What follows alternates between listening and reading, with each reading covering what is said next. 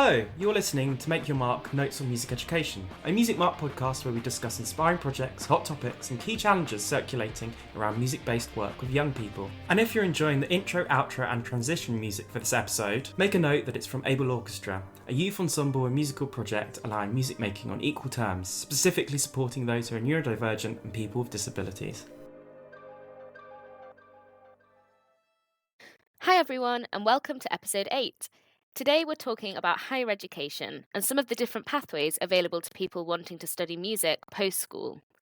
We dive into some of the challenges currently facing music departments across the UK, the benefits of a music degree, and how to best prepare young people to apply for higher or further education courses. We've got 3 fantastic guests to share their expertise. James Prosser from BIMM University, Dr. Hannah Thuraisingam Robbins from the University of Nottingham, and Dr. Diana Salazar from the Royal College of Music. So let's jump straight into it.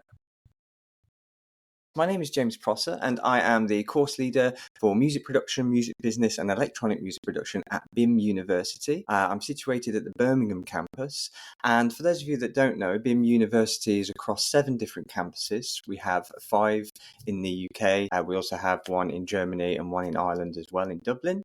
And we cater for postgraduate and undergraduate students, so level 4 to level 6, as well as level 7 students. And my role is primarily to look after the cohort of music production students and business students.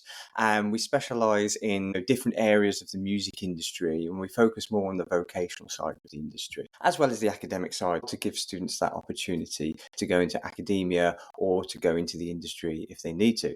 So a little bit of background about myself. Without going too much into a long story, I started in the music industry when I was 14 years old. I was living on the island of Tenerife, and I, for a period, wasn't going to school at that time due to unrelated issues, and I started playing guitar. And by playing guitar, I got to play in various bars and clubs around the island. I was heavily influenced by my father, who was also a musician in the 60s. And when we moved back to the UK, I then decided to go into education, and I went straight into college at the age of 15 and 16, studied music technology there, and managed to get a job as an apprentice technician alongside that. And when I graduated from college, I then went straight into university. And alongside working at university, I was also a tutor at the college that I'd recently graduated from. So I was doing freelance lecturing and tutoring work with them. So it was a BTEC music technology course that we were running. I was also heavily involved in the foundational FND course that we started at the time as well. So I got to sink my teeth into a little bit of curriculum development and learning how to create a course from scratch and learning how the kind of ropes work behind the scenes. I then went to University of Wolverhampton, where I studied audio production. And after my 3 years there, I got a job as a freelance lecturer working with the university. And alongside, I also did my postgraduate in audio production. So I was able to work at the university as a freelance lecturer, as well as studying as a student, working 7 days a week. In your early 20s, you have the energy to do that, right? Not so much now. But yeah, it was a great time to kind of experience education from both sides of the curtain, so to speak. As well as doing all of that, I was also working as a freelance musician and producer and live sound engineer. Got to work on many different records and different events, live events, as well as working with a variety of musicians. I also did some session work as a guitarist and a drummer at the time as well. So all through my early 20s, I was kind of juggling this life between those different aspects. So yeah, as I said, long story short, I then progressed more into the educational side of things when I eventually started gaining more experience working as a freelance lecturer, started working for various different colleges and universities around the West Midlands and Shropshire area. At the same time, I was also running a music studio in Italy. So, many Ryanair flights later, back and forth, trying to juggle those parts of my life. That all led to about 3.5 years ago now, where I was offered the position as a course leader for music production and music business at BIMM University. So that's where I'm at now. So having worked as a freelance lecturer and a freelance musician for the better part of 15 years of my career, then finally landing a job as a course leader at BIMM University, I felt was a great achievement. And I'm really looking forward to seeing how a few years later, I'm able to shape and mould that role and work closely with the university on, inspiring students and giving students those opportunities that I had, and I'm very fortunate to have working in the industry. So, in a nutshell, that's me. Thank you so much, James. Wow, follow that. I'm Hannah Thuraisingam Robbins. I am Associate Professor of Popular Music and the current Director of Black Studies at the University of Nottingham. I grew up in northwest London, in the London Borough of Brent, which is a major cultural hub in the UK. I grew up partially on the canal side and on the Notting Hill Carnival route, so music was a substantial part of my childhood.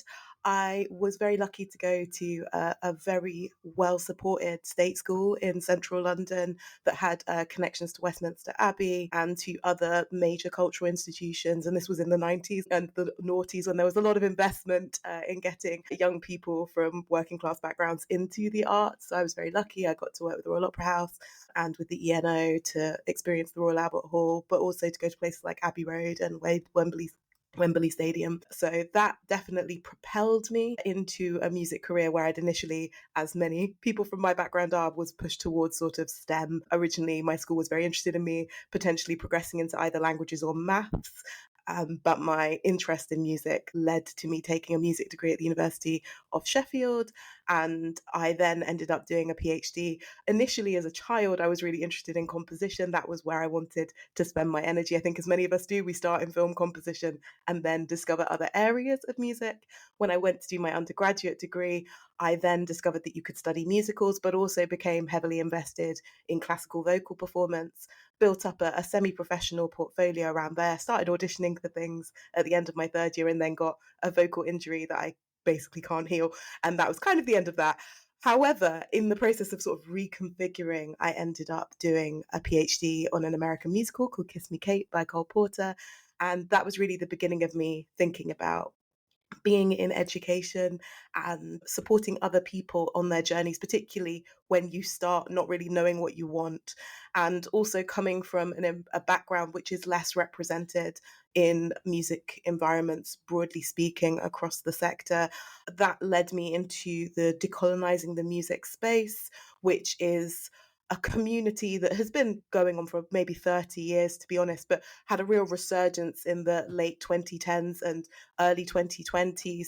And it brings together many of us of mixed race and quote unquote non-white heritages, thinking about our place in music education. And that sort of laid my path in terms of the research that I do now, which is thinking about hidden histories of Black creatives in musical theatre and popular music, and also led me to become the director of a PhD programme, which is in Black Studies, specifically focusing on Black Studies in the arts and humanities. So I work with people doing music projects, but also other creative projects in English, literature, dance, in theatre. It's an expansive field. I think my day job is then a really interesting mix of teaching undergraduates, supporting PhD students doing their research projects, but also working with organisations and drama schools and musical theatre colleges, thinking about what it means to develop music inclusively, to have inclusive classrooms, and sort of change what our curriculum includes while still honouring the things that underpinned my education. So there's an interesting sort of mixture of influences, I suppose, to my background. So that's me. Thank you so much, Hannah. And I'm very glad to have you in music and steal you from STEM. And finally, Diana. Thank you very much, Yusuf. It's great to be here, and thank you to James and Hannah for their introductions. My name's Diana Salazar. My pronouns are she and her. I am the Director of Programmes at the Royal College of Music in London. And the Royal College of Music is a music conservatoire. And I'll talk a little bit more about what's involved in conservatoires as part of this podcast. We were established in 1882, so we are quite a historic institution. And since our establishment, we've been really committed to developing the next generation of musicians. And today that means supporting the next generation of performers, composers, but also conductors, researchers, and educators. We currently have around 960 students, so we're a really big community of musicians, and we have over 400 staff working at the college. And we work really closely in collaboration with the music industry and the profession in London, but also internationally. And I'll talk a little bit more later about how that really feeds into our programmes and our learning and teaching. We're probably best known for classical music, but in recent years, we've really expanded beyond that. We want to give our students the tools to thrive in a really diverse music industry. We offer a flagship undergraduate programme, which is our Bachelor of Music programme, but we also offer lots of postgraduate programmes as well, including in performance science and research and music education.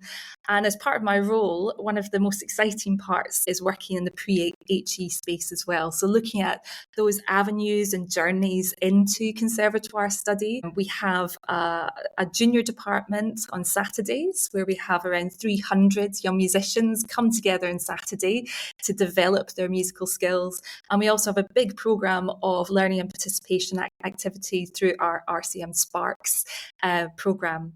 So a bit about me, and it was really interesting to hear James and Hannah talk about their own journeys as musicians and the way in which it's a journey of kind of discovery and doors opening and kind of the unexpected. And that's definitely the way that my musical journey and my journey to become Director of Programmes at the Royal College of Music has been. I absolutely loved music as a child, and I was really lucky to have access to flute lessons through my school, and I had access to free instrumental lessons, which really got me started on my musical journey.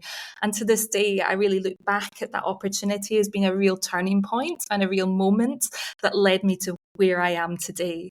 And along the way, really inspirational music teachers and people around me were so encouraging and really helped me to take those steps and make those decisions to where I am today. And that all started at age 9 or 10, getting those lessons in school. So I had a real passion for music. I kind of threw myself into local bands and orchestras and opportunities to develop my skills individually, but also in groups. And I went on to study as an undergraduate at what was then called the Royal Scottish Academy of Music and Drama in Glasgow. It's now the Royal Conservatoire of Scotland. And I had a wonderful 4 years there as an undergraduate. But my whole take on music shifted as part of that, because I went in as a flautist thinking I want to perform in an orchestra, and I was exposed to lots of different aspects of music that I had never thought of. And remember, this is the pre-internet age, I'm afraid to say. So there are lots of things that I didn't know existed in the musical world. And one of those things was working with technology to compose. And as part of a module in my undergraduate, I realised, actually, I have a real interest in this and I really want to take it further. So I did, and I did a postgraduate programme in composing with music technology, and I went on to do a PhD. And then by chance, I ended up teaching music technology. So I worked in various universities teaching composition and music technology, and lots of other areas of music as well, everything from music theory to music history. And through various opportunities coming up, various doors opening, I've ended up here back at a conservatoire in London at the Royal College of Music. And looking back on the last 20 odd years, education has been really important to me. So those initial opportunities where teachers told me, you can do it, or have you thought of doing this course or joining this band? Those conversations were really important to take me on the next step. but also teaching myself. For a number of years, I was a woodwind teacher working with local music services in Scotland. I then went on to teach as part of my doctorate at University of Manchester.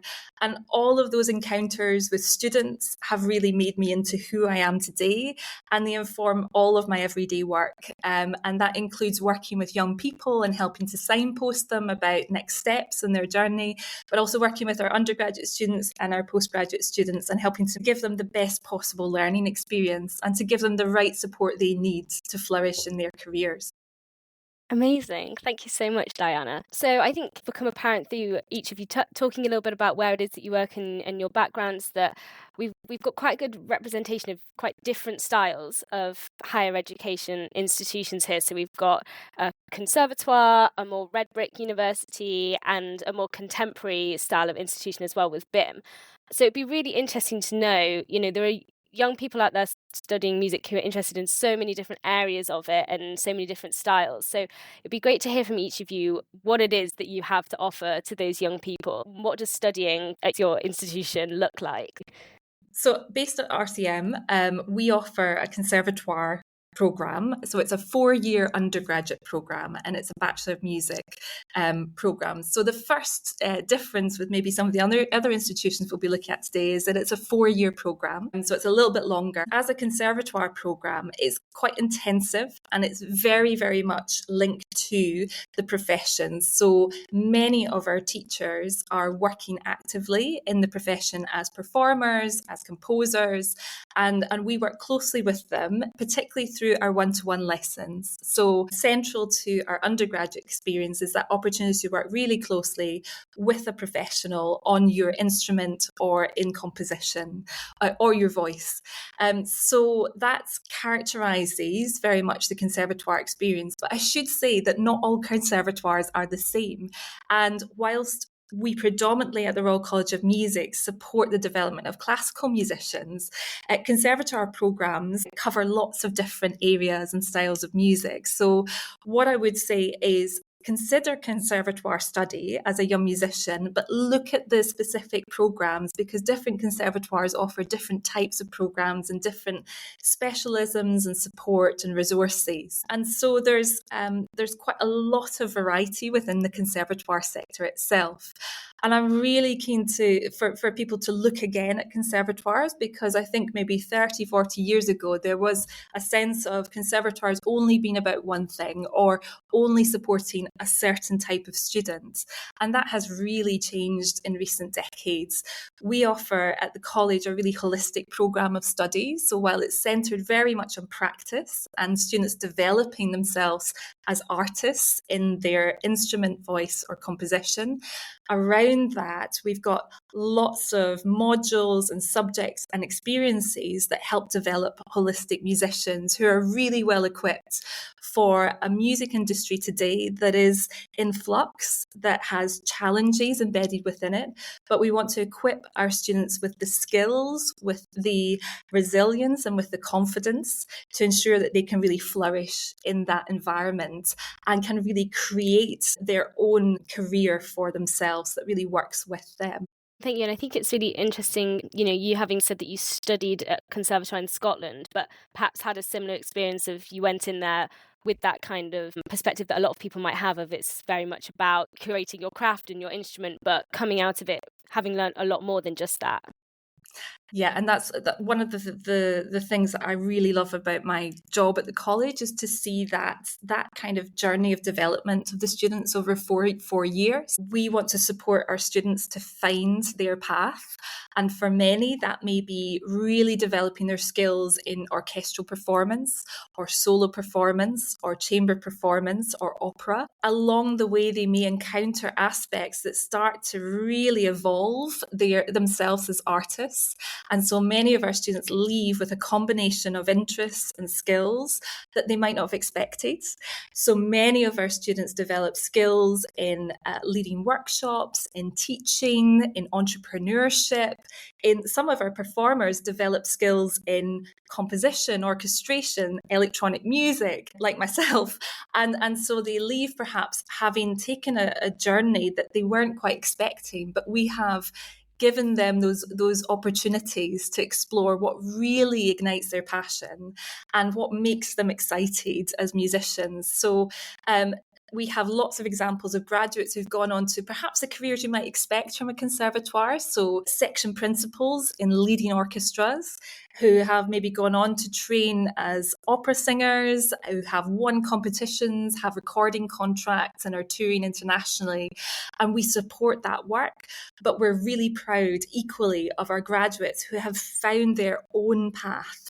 And that might be a combination of lots of areas of music. It might even be looking beyond music into other art forms, other areas of the cultural industries. But we really want to develop students who have that confidence and the skill set to be that versatile in their careers.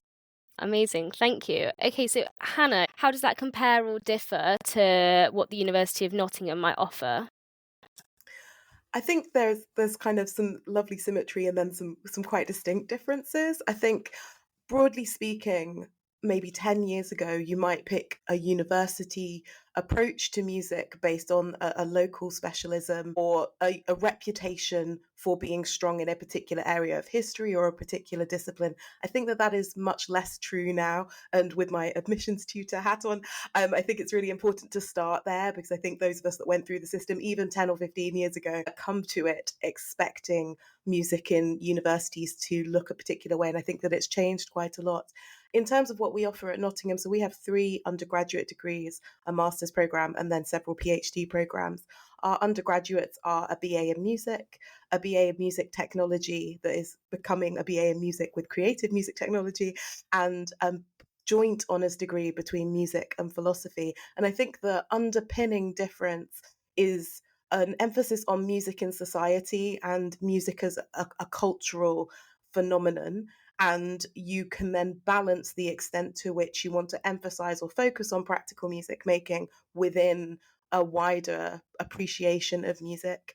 And that's not to say that doesn't exist in other degree courses. That's really important to say. But I think what we are looking at is the role of music, how music exists outside of just performance and composition, and how we balance those conversations in a different way, I think, for people who are often not quite sure what they want. I think in some ways an undergraduate degree in a university is one of the options where people have not quite decided what their music direction is going to be, and are maybe not necessarily pulled to one discipline. Sometimes we hear the narrative that when you start university, you want to be a singer or a producer or so on. And I think often our students are people with already a diverse range of interests who are looking to specialize and then change the direction altogether, as opposed to students who already have an area of focus and then diversify. So I think we're very much in conversation. It's just the journey in is slightly different.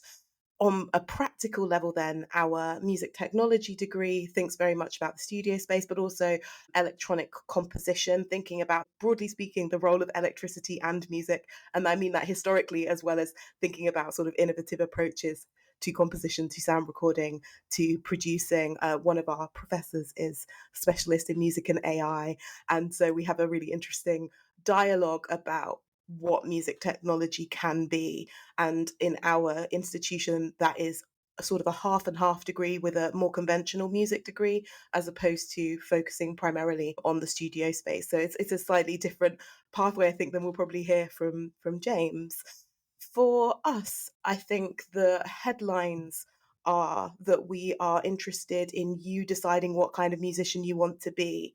And we do that by giving you as much flexibility as possible, and then helping you once you've sounded out lots of different areas. So that could be a diverse range of musical repertoire, that could be music psychology. There's a pathway in music education in our degree, but it could also be discovering that you can study musicals like I did for the first time, or it could be classical performance. I think, to give you a sort of sense, we have a pretty eclectic, I think is the right word for it, focus of music genres within our performers that range from metal and funk and jazz to sort of early harpsichordists.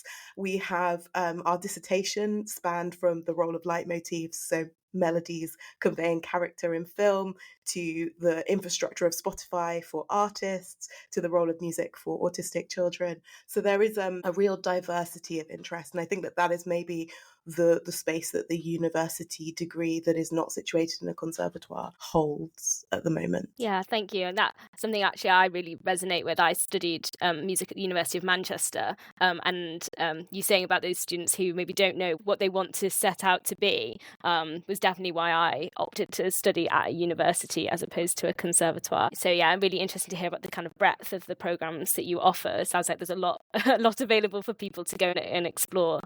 Okay, and so James, last but not least, could you tell us a little bit more about what BIMM looks like and what it's got to offer to young people? Absolutely. So at BIMM University, then, we offer a wide variety, and that seems to be a common theme now amongst universities, offering those wide range of different courses and opportunities and programs.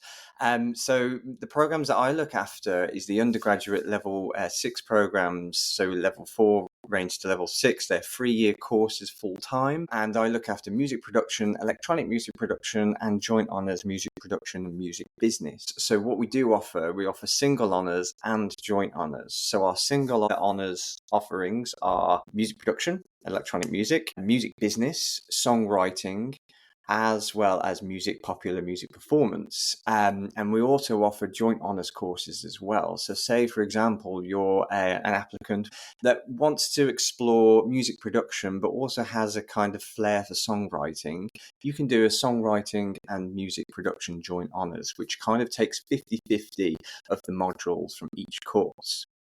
And then we also have our business course, which encompasses events and journalism within that, to give students the opportunity to gain experience sort of behind the scenes and those job roles that aren't really popularized on, Britain's Got Talent.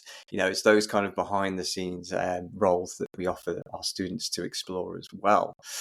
Within those programs, so as students progress onto level 5 and level 6, they start to tailor the course to what they want to go into. So, for example, if I was a songwriting and production student and I wanted to lean more towards songwriting, I then have the optionality to choose more modules that fit and suit within songwriting, or vice versa if I wanted to do production.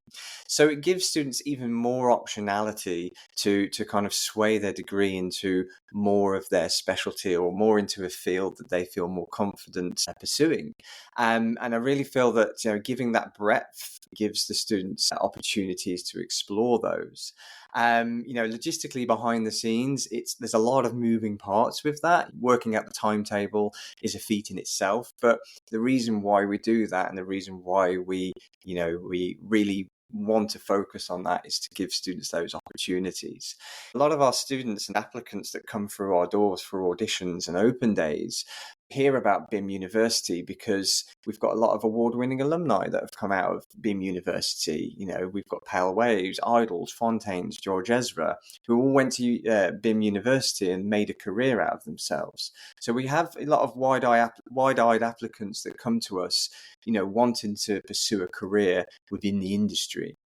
So what our programs look like in the kind of day-to-day activities is that we employ, much like yourself, Diana, we employ a lot of freelancers. In fact, most of our teaching staff are freelance staff that work within the industry. So we have people ranging from award-winning producers, songwriters, performers, touring musicians, record label managers that all come and work actively within the industry, and they come and teach our students during term time to instill that knowledge and experience into our students. And we often say to our students that if you want to make it in the music industry, no matter what you want to do, the best thing is to be reliable, turn up, have no ego, and just work with people. Because at the end of the day, the music industry and the creative arts industry as a whole is people, right? It's an industry made up of people. So if you have that personal approach and you're able to be reliable and turn up and be there, that means more than your vocation and academic sides. So we do lean more towards the vocational side. Obviously, there is an academic standard that we have to adhere to. So we give students that opportunity to go down the academia route. We offer a postgraduate course as well, and we're starting to expand on that, offering different variety of postgraduate courses in music composition, music performance, and it gives students that opportunity to pursue a postgraduate and then eventually go on to a PhD program if they wish to do so. So kind of my everyday job role varies, and I'm sure it's the same for you both, Dinah and Hannah. You know, your everyday job, you can't really say in one sentence what you actually do, because it can be managing freelance staff, it can be managing teaching staff, it can be running curriculum, it can be supporting students, it can be running tutorials, it can be all of these different kind of hats that we wear within our programs. But I think to encompass all of it is to support students and give students those opportunities to, you know, make something of themselves. And I think that's the common theme that I'm hearing today, is that we want to give students those opportunities to explore what it means to be in the creative arts industry. And sometimes we do get applicants and students that come on board not really knowing what they want to do. And we offer those opportunities to say, well, have you considered songwriting? Have you considered performance? You know, you're a really strong producer, so why don't you go down the electronic music production route? And it enables them to really dig deep on what that means to them, so that when they leave university after the 3 years full time, they've got all of that experience. So I always say to students, make the most of university. It's not just turning up for your sessions, it's going outside, getting experience outside of your program, as well as networking and working with a variety of practitioners within your field, because that's what it means to have your degree.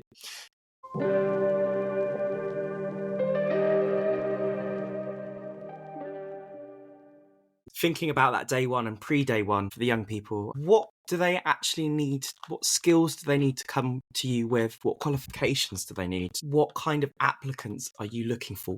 What do they practically and holistically need when they're coming to BIMM? You need 64 UCAS points, and you need to be able to demonstrate your ability within your chosen field. So, for example, if you get through the audition process, you will be required to either perform or demonstrate some previous work that you've done, as well as the grading that is required. I believe it's 2 grades as well as 64 UCAS points off the top of my head. So, you know, that's to get you through the door. That's to get you an audition. And then the audition process is a 20-minute conversation between the auditionee and the applicant, who essentially has to go through the information that they've brought with them to the audition. So, for example, for production, it could be that they bring 2 pieces of production work that they've produced themselves. They bring that to the audition, and then they have a conversation during the audition about what they want to do, as well as, you know, how they produced the work, what kind of tools did they use, you know, what's their chosen DAW, what's their experience, what's their background. So you can get a sense of what this student wishes to achieve and how better to support that student moving forward if they're successful in their audition. Now, I always say to applicants, the audition process isn't an interrogation. We're not going to play good cop, bad cop and try and interrogate you. It's not an interview process. It's a conversation. So come to it like you would a conversation. Ask questions.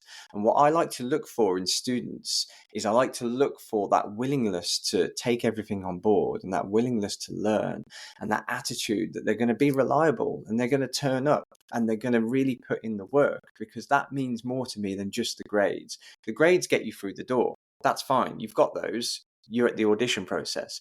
What are you showing me that is your passion? Why do you want to be a part of the creative industry?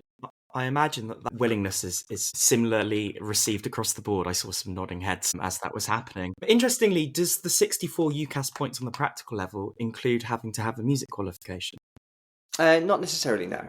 You don't need a music qualification. And we also offer recognition of prior practice for anybody over the age of 19 as well. So if you're over the age of 19 and you can demonstrate that, we also consider those applicants as well. And as I said, during the audition process, I'm looking for that reliability within the students. Sometimes I might have an applicant come to an audition and let's say their production work isn't quite up to scratch. I'll consider their attitude towards learning and say, well, this student clearly wants to learn. They've turned up on time, they're reliable, and they're showing that willingness. So, we're not as rigorous in terms of the grading. We're more looking at that student holistically and what they can bring to the table and what they're going to get out of the course. We're more vocational in terms of what we offer because we're giving students those tools to work within the industry. So as somebody who runs auditions, that's what I'm looking for. Fab. And how does that chime with and differ from your experience, Diana? So there's definitely some overlap in terms of we're looking for applicants to show us their skills. They show us what they have been developing to date as an instrumentalist or a vocalist or as a composer. So we invite all of our applicants to audition because that's the most important thing for us, to have that moment where we can listen to an applicant perform or look at their portfolio of compositions and have that discussion with them about why are you applying? What makes you passionate about music? What do you want to do with music? And we can really look at that fit as well and look at whether it's the right option for them to come to a conservatoire. So a lot is focused on that audition and looking at the skills that an applicant is bringing and also their potential as well, because we recognise that applicants will have had different journeys, they'll have had access to different levels of support along the way. And so we're really cognizant of that and really look in the audition at what have they achieved with the opportunities that they've had to date. And are they at the right points in their musical development to then come into the conservatoire? And for some applicants, it might not be the right journey for them. It might not be the right next step, or it might not be the right time. And that's particularly the case with singers. So singers' voices develop at different rates, and sometimes it's a case of not yet rather than no. So take a year or two to develop your voice and to develop your skills. Come back and we would love to hear you again sometime. So there are different skills that we're looking for, and it's incredibly competitive, and I do have to be completely upfront about that because we have hundreds, thousands of applicants every year for the Royal College of Music, and typically we're looking for a standard in performance around about grade 8 or higher. We don't look for the grade 8 certificates. That's just a kind of indication of where we generally expect our successful applicants to be. We are less interested in academic qualifications. It really is about musical potential in that audition. So we have some baseline English requirements and baseline academic requirements. We don't require qualification in music, which might sound a little bit odd, but it is all about that audition moment and that discussion in the audition. That's what we use to make a decision on whether it's the right next step for an applicant. Thank you. And it sounds like that audition thing is paramount in both places. I don't know if that's the same for you, Hannah, especially when you've got joint honours that might not directly or more obviously involve practical music. So I am absolutely the anomaly in this conversation. And I would say that although I'm about to speak for the University of Nottingham, this is extremely varied across universities. So that's something that I would actually preface what I'm about to say with. When you are looking at where you want to study, actually investigate how this process works and why it works that way. Most universities are quite open about why, and other music education institutions are quite open about why they do their admissions process the way they do. And I'll talk through the rationale of ours. So we don't have an audition process. We don't have an interview process. Ours is a cold, hard UCAS application, and that is it. Now, there's a specific reason for that, which is that neither composition nor performance are compulsory at any stage in our music degree. Now, that sounds a bit dramatic to start with. I would say 90 to 95% of our students take one, if not both. It is not about restricting access, or the majority of our course does not involve practical or vocational music making.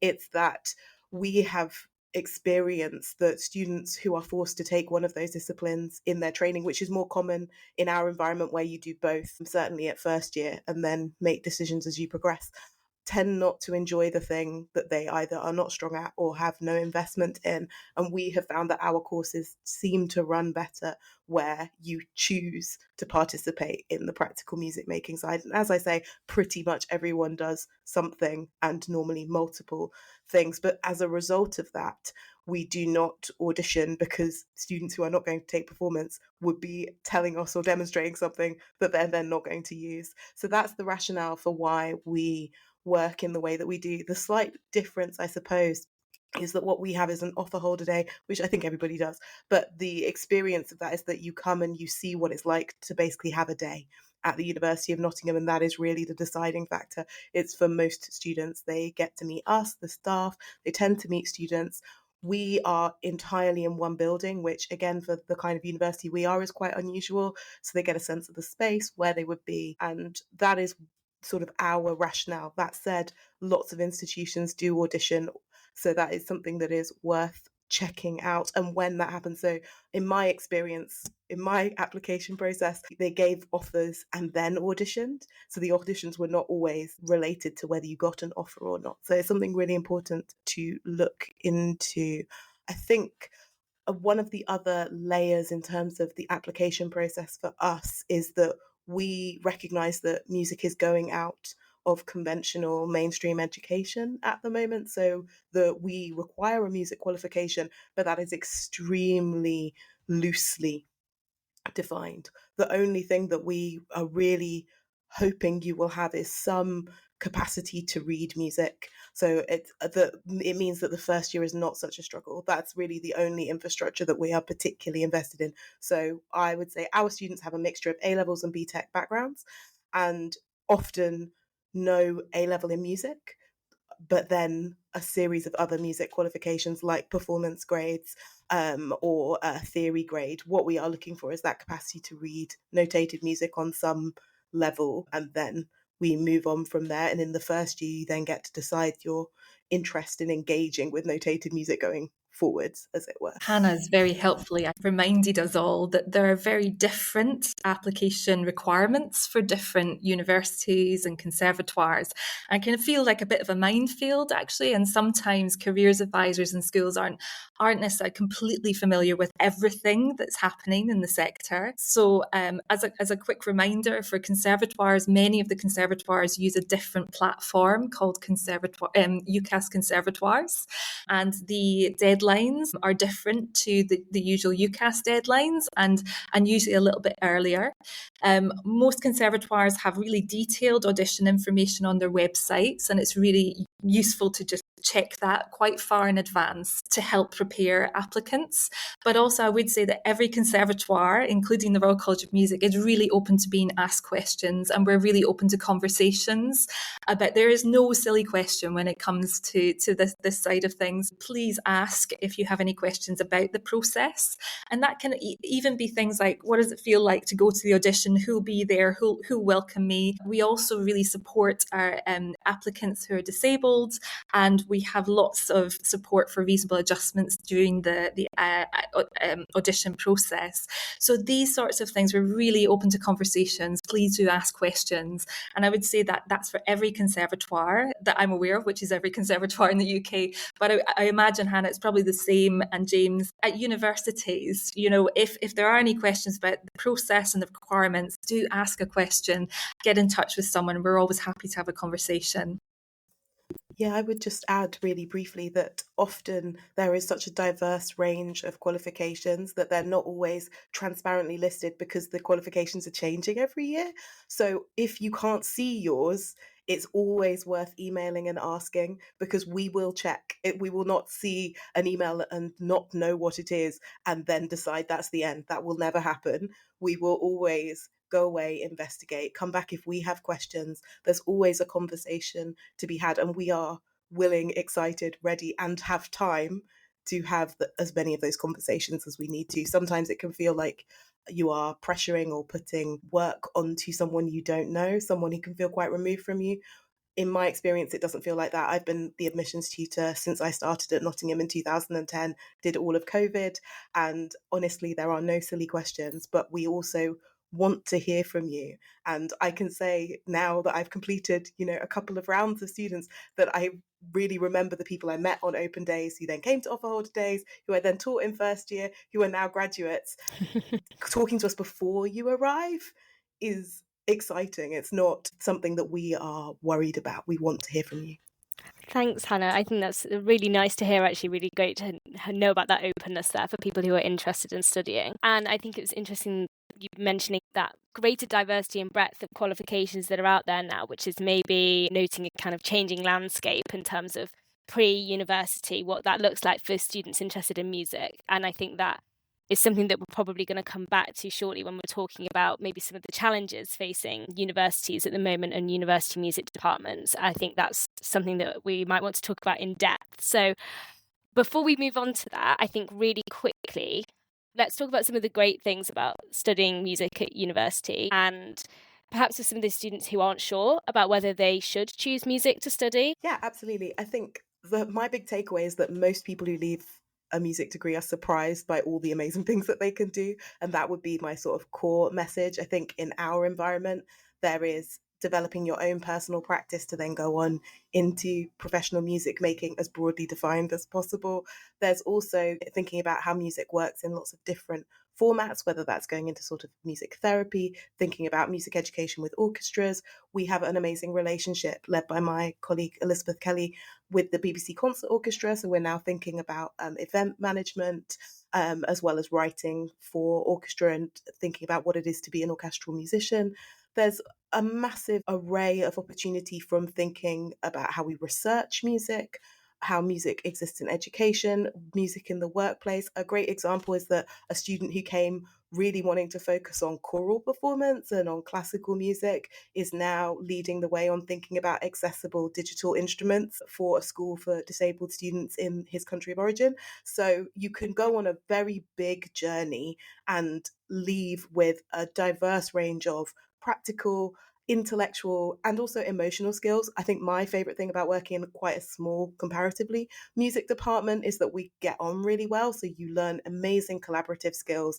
You learn about practical dynamics. You learn how to get on with people quickly. And you are then able to apply that in amazing, creative, and very practical ways, regardless of whether you focused on the book learning side of things or on conventional music making or a plethora of different types of work. Yeah, thank you. Interesting. And Diana, you kind of touched on a lot of people coming into conservatoire maybe expecting one specific thing. Do you think that there's a similar trajectory with people going on quite different journeys maybe when they come out of it? Yeah, and one of the main characteristics of study at a conservatoire is there's never a dull day. There's so much variety. There's so much going on. Here at the college, we have over 500 events each year, and the vast majority of those are powered by students and their creativity. And that's such an amazing kind of ecology and environment to be in, to learn and to develop your professional skills. So I think that's one thing to remember. A lot of my ideas in this area overlap actually with Hannah, and in being involved in those activities and events and placements and learning, you develop really sophisticated skills as a collaborator and as a communicator. And whatever field you go into in life, you will take those skills with you. And it might be that you're working in an orchestra or in a chamber group, really developing those sophisticated musical collaboration skills for performance. But equally, you can transfer those to business, to education, to all sorts of fields where there are really, really skills that are in demand. In terms of conservatoire study as well, there's something about making new work together and creating something new together. We see that a lot, particularly with our composers, but equally from our performers. We try and give our students lots of platforms and opportunities to create their own work, as well as performing existing work, and to to be able to take your musical skills and create something new, something innovative, something that really changes the musical landscape and challenges the existing norms, that's really exciting. And that ties in with research and innovation. I think there's also something about advocacy and using your skills as a musician, the power of music within society to make the world a better place. That might sound a little bit cliched, but I genuinely believe in the power of music to make positive change. And we see that through lots of examples. Hannah's mentioned music therapy. We've also got examples here at the college within arts and health. We've got a module in musical care. We have students on placement in schools and lots of educational settings, working in care homes. And I think that shouldn't be underestimated as a really important way in which our students can be change makers. They can develop a more positive society using their advanced skills as musicians. And that's incredibly important. The world needs really outstanding musicians to make it a better place. Amazing, thank you. And James, what about you? Is there anything else that you'd add? Absolutely. I mean, it's really interesting. I'm hearing so many similarities with both Diana and Hannah. And, it's this idea that students come to university to gain the knowledge and the experience that they need to pursue a career in music, but also opportunities it opens up outside of that.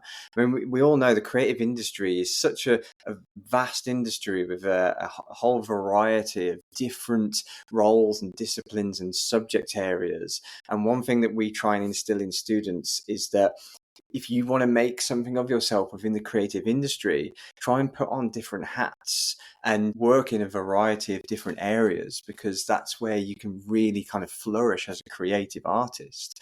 I take from my own experience, I was a session musician, a producer, a songwriter, an arranger. I've been a composer. I've done work for film. I've done work for theatre. And, I don't always try and pigeonhole into one area, try and work across different areas as much as possible. So one thing we try and instill in students is this idea that, you work collaboratively on many different projects so that when you come out of your degree, you have all of those expertise and that knowledge to then take forward and carve out a space within the industry.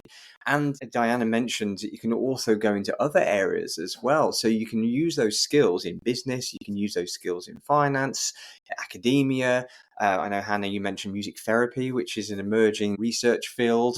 There's all sorts of different areas. And I think when students come to university, they don't always realize that those opportunities exist. They see the rock stars on TV and then they think that's it. But then when they come to university, we show them that there's a whole breadth of, millions of different opportunities out there to work within a variety of sectors. In Birmingham, for example, we're solidified in the city centre. And under the umbrella of BIMM University, we also have the Met Film School and the Performers College. And at Birmingham campus, we work collaboratively with those other schools. So if a student was really interested in composing for film, we have the film school literally over the road that we work collaboratively on projects with. So it gives students more opportunity to go, oh, there's music outside of just the music industry. There's the film industry, or there's the performance industry, or I can go and work with theatre. So it's all about giving those students the opportunity to explore different areas. I've had students that have come on day one wanting to be a world famous guitarist, and then they've left and they've ended up actually working for Glastonbury as an event coordinator, or they've ended up working and running their own record label and being successful in those areas. That breadth of skill sounds like the real common theme amongst all of you. And going back to one of our earlier episodes on pathways into industry, there's a huge emphasis on the reality of portfolio careers and having to wear lots of hats. So you're definitely chiming with the industry on that.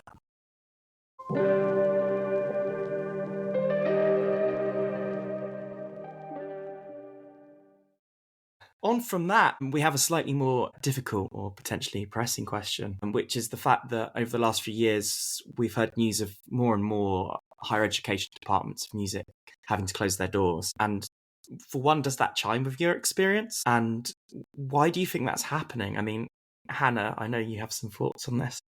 I think that it would be foolish to say that we aren't seeing, serious challenges, and not just in universities. This is happening across the professional sector for all areas of music. I think that for me, there's a real complexity, and I wanted to just mention this about the fact that we are being driven towards thinking about education exclusively in terms of getting a good paycheck as soon as you leave university.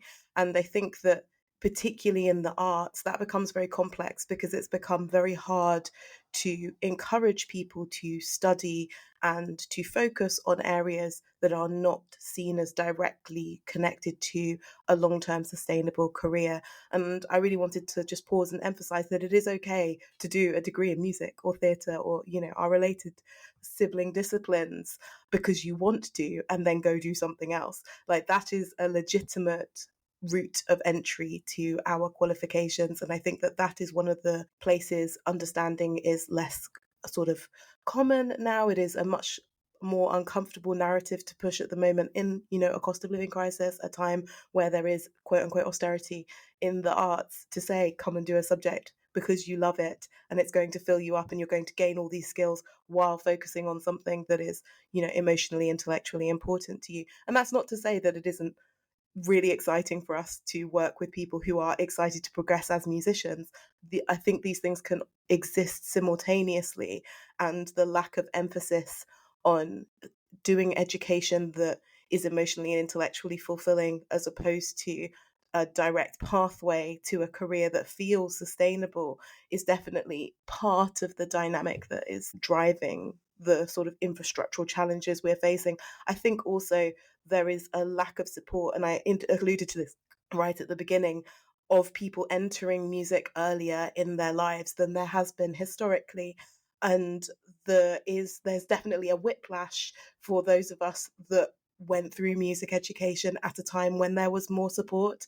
And as a result, there is some closing of access to music for those who are not financially wealthy. And from my point of view, the thing that we have to interrupt is the idea that you can only participate in music if you are rich, and you can only participate in music if you are going to a fancy venue or a fancy university. Music exists in all sorts of forums, whether that's in, your local hall, or whether it's just making music in your living room or producing songs on TikTok. Those things are all valid as well. And I think that there is some sort of imposition with this value system about work and financial sustainability, which is also actually quite untrue, that is hindering our understanding of embracing music academically, educationally, as equally valid and a pathway to becoming a doctor or a lawyer or, a special advisor, which are all journeys that have come out of our degree, a pilot. So for me, the limitations, the restrictions on music, the closing down is connected to this idea that you can only study music if you're going to become the most successful cellist in the world, or you're going to set up the next BBC. And it is possible to have a good career without reaching for those headlines, and it's possible to have a good career in music and out of music while having a phenomenal time doing any kind of music degree as represented by all of us. And it's worth saying that there has been a drop-off at school level in terms of qualifications in music as well, which I'm sure has a knock-on effect on you guys. I was going to say, you mentioned it feeling closed off to people from certain backgrounds, and I wondered if that's also affected the diversity of the kinds of students that are coming through your organisations, and what, and this is a question to everyone, you do to make sure that that there are opportunities for people to come through from those backgrounds. This is something that we're really concerned about at the Royal College of Music, because we rely on young people being able to have those opportunities to progress and develop quite a lot earlier than they would be applying to the Royal College of Music. So that long period of starting an instrument and then building up your skills and developing your opportunities before you apply to conservatoire is really important. And we're worried that a lot of those opportunities have dropped off and aren't available to those who don't have the financial means. So this is really important, that pre-HE space, building back those opportunities opportunities, and also kind of elevating the position of music as a subject in the curriculum, because we've seen real drop off in GCSE and A level, and that's an indicator of it just not being as important or prioritised in schools. And there are lots of reasons why that has happened, but we're now seeing that come through into higher education. We're seeing that being one of the factors that has impacted on departments having to close, because that pipeline isn't as strong as it used to be. There are also, as Hannah said, perceptions around career prospects within music. And I think there's a lot of work we can do to raise awareness of the wide range of careers, of the transferable skills, but actually the way in which having a flourishing career that is exactly what you want to do, and you can make it what you want, that's such an important thing, and that's incredibly valuable. Happiness, health, and being able to develop a flourishing career. So I see the instability in our music ecology, and a strong, healthy music and arts ecology benefits everyone in society. And that's both in the pre-HE space, the HE space, and also in the profession as a whole. And there's a lot of work that all of us in higher education can do to advocate for greater value for music, and a kind of elevating the perception of music and the positive impact of music in society. Yeah, absolutely. I agree with both of you on that one. It's interesting that we're all hitting on this theme of like this perception of what it means to study music. And as you said, Hannah, you can't really quantify being a musician to having this salary or this wage. The creative arts industry is made up quite a lot of freelancers, and you can't say that you'll go to university, get a degree, and then go straight into a 50k salary. You know, that doesn't really exist, right? So as you said, Diana, it's that idea that you go into university and you can make it what you want. And I think the perception is definitely a big part of this. And you can even go on to do something completely outside of music, but you've still got that degree as part of your learning process. And I think you mentioned it earlier, Hannah, learning those soft skills and those business skills. I think this is an issue that there is no one size fits all. It's a combination of different areas, and it's been something I've been trying to dig a little deep into. And you may or may not have seen last year, there was a Guardian article that made the rounds about why attendance has dropped across universities across the UK. And in this Guardian article, after surveying thousands of students, they realised that one of the key issues is living costs, and students aren't able to afford to do a full-time degree and be able to keep up with living costs. So they're choosing to keep full-time jobs and choosing to go to those jobs instead of attending their lectures. And it seems, speaking to friends of mine who also work at different institutions, that seems to be a common theme across the board. I think that with the higher living costs, it's making it harder for students to make those decisions to come to university, and music's being one of those areas that's being hit the hardest. I also think that perhaps it might be controversial to say post-Brexit we're getting less international students, and I know universities do get higher fees from international students. But on the subject of fees as well, I think the fact that universities have the cap of, I think it's 9,535, if I'm not mistaken, and it hasn't risen with inflation. But also, you don't want fee costs to be too astronomical so that it prevents students that aren't able to access, and they don't want to go into that much debt, and you don't want to dissuade those students to not come to university because the fees are so high. So I think maybe reevaluating what those fees are might be a good way to kind of funnel more people into the university sector and perhaps pursue a career in music. So, for example, if it was to match inflation, you're looking at about £12,000 to £13,000 per year, right? But obviously that might dissuade students that don't have the opportunity to pay back those kind of debts. So giving out more grants to students that need it more, and supporting those students and those applicants with further grants to help support people from disadvantaged backgrounds to be able to access universities. So what I'm getting at is that there's a whole kind of combination different aspects as to why I think HE departments are having to close their doors. I've personally been through that, having worked at another university that did close its doors, and it happened overnight. And it was all of a sudden it was a school that comprised of, I think we had about 650 students, and all of a sudden overnight they closed their doors and we had to teach out the remaining years. So having been on that side of things, it has impacted. It has impacted the community. And I know, Diana, you were talking about how music plays an integral part of that community, as well as the whole sector. And we live in the UK. The UK is at the forefront of the music industry. We have £1 billion economy in music, in the creative arts. So we really need to be focusing on that and changing people's perspectives on that and what that means as a viable career opportunity. So there's a lot in there, but as I said, it's not a one size fits all. And I think as practitioners within the creative arts, as educators, we can influence and support students and get these conversations going, because that's where I really feel that it will make a big impact. Can I leave us with a positive note, perhaps? Because it is a really bleak picture, and I think we're all concerned across the higher education sector. But I'm mindful that there are some really amazing organisations doing really inclusive work in the pre-HE space. And I'm thinking of some of our own partners at the college, includes places like London Music Fund, Music Masters, Nucleo, and the hubs.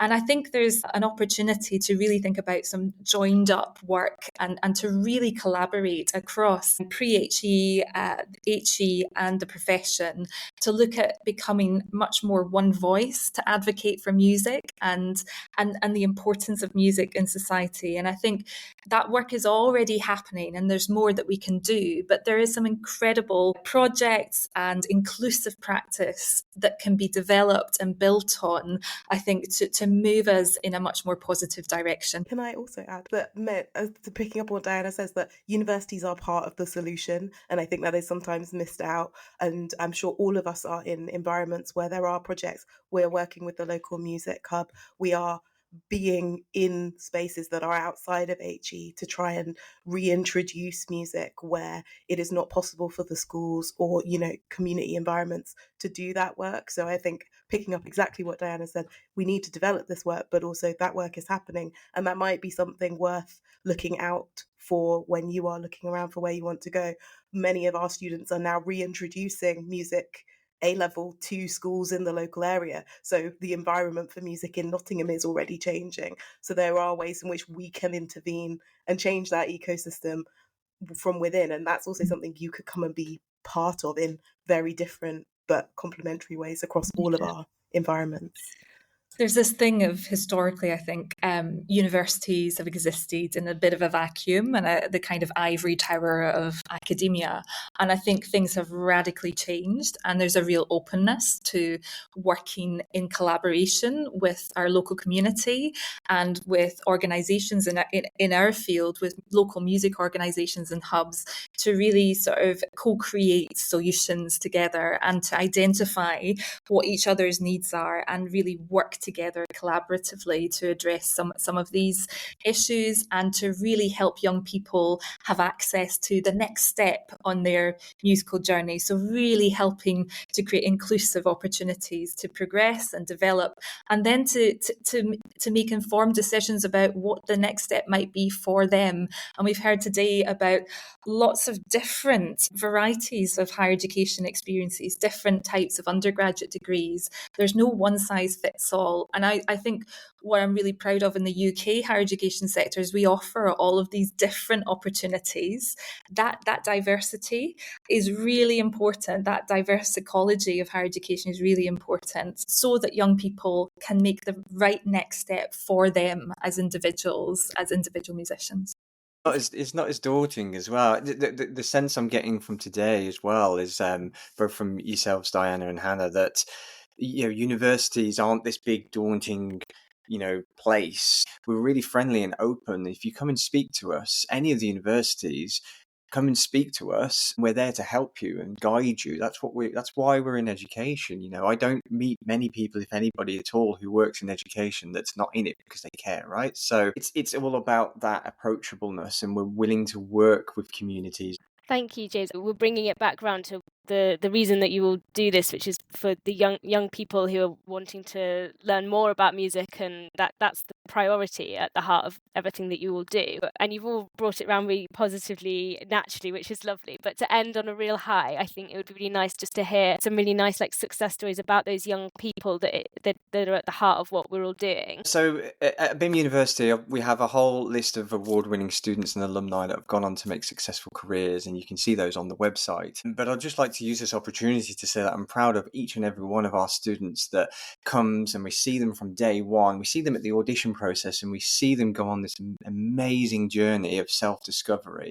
And I'm really proud of those students that come out of graduation as better human beings and better versions of themselves. And they're the success stories that I like to see. It's the students that come out of university and really become actual practitioners within their field and flourished as human beings and practitioners. So they're the success stories that I'm really proud of, as well as those that go on to work at Glastonbury and those that go on to work within areas of the music industry and become these award-winning artists. It's the students that have gone on that journey, and it's amazing to see that from day one right up until graduation. So I'm really proud of each and every one of them. Lovely, thank you. So a bit like James, I'm a bit reluctant to identify one person as the kind of signifier of success at the Royal College of Music, because I genuinely feel that anyone who completes a course with the Royal College of Music, that is a success in itself. I already talked about how competitive it is to even get into the Royal College of Music. It's a very intensive programme, and to complete that is a success story in itself. And I think for me, I think we have to ask ourselves, what is success? What does that mean? And there's the kind of institutional view of success, and there might be very traditional indicators of success. So the big competition wins, the big jobs, the international recording contracts and things like that. But actually, fundamentally, success, I think, is about a student, a graduate, developing a really fulfilling, healthy career that's authentic to them, that is what they want to do, gives them a sense of purpose, and is incredibly fulfilling and develops their own passion. And that can take so many different forms. And for many of our graduates at the Royal College of Music, it is having that orchestral position. It is winning the competition and gaining a recording contract. But it can be lots of other things too. And we have so many graduates working across lots of different parts of the industry, including things like artist managers, orchestral managers, programmers, people working in broadcasting and technology, teachers, heads of music hubs, these sorts of things. But equally, and I think, Hannah, you mentioned something about a pilot earlier as well. We have a graduate who became a pilot as well. There's a theme going on here. But people have decided maybe after doing a conservatoire degree, actually they've taken a different path, but they've been using their skills as part of that journey. So we have a pilot who graduated from our degree a while back.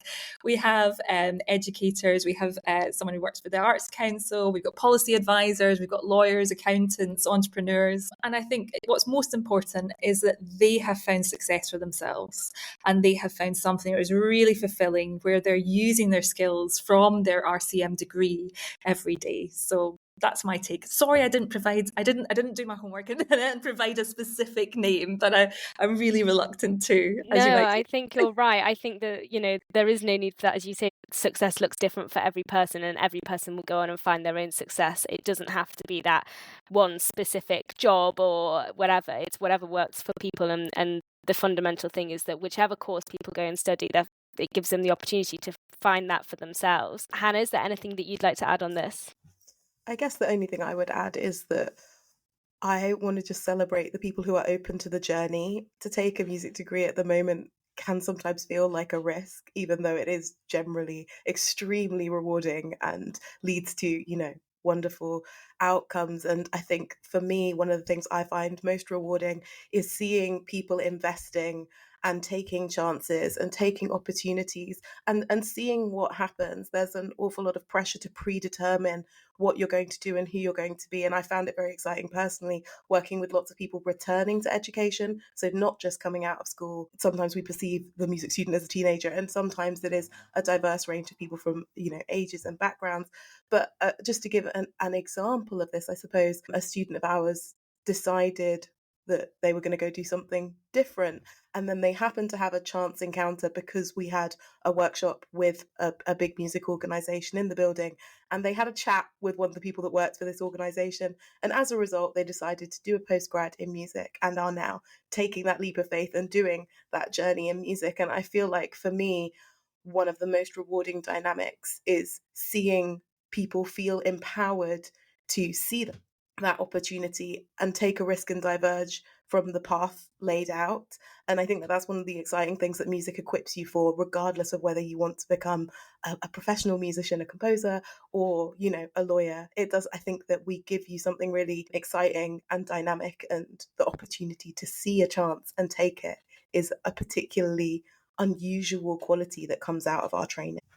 Thank you so much. Well, it's been such an interesting discussion. It's so valuable to hear all of your different opinions. It's been fantastic to hear from you all. Thanks again to Hannah, James and Diana for joining us this month. It was super interesting to discover the similarities between each institution, despite some major differences in terms of style of teaching and the content they each cover. Ultimately, there are so many options for studying music at HE level, and so much value in whichever pathway you or the young people you work with choose to take. But we need to keep shouting about that value and the importance of creative degrees. Hope you enjoyed listening, and we'll see you again next time.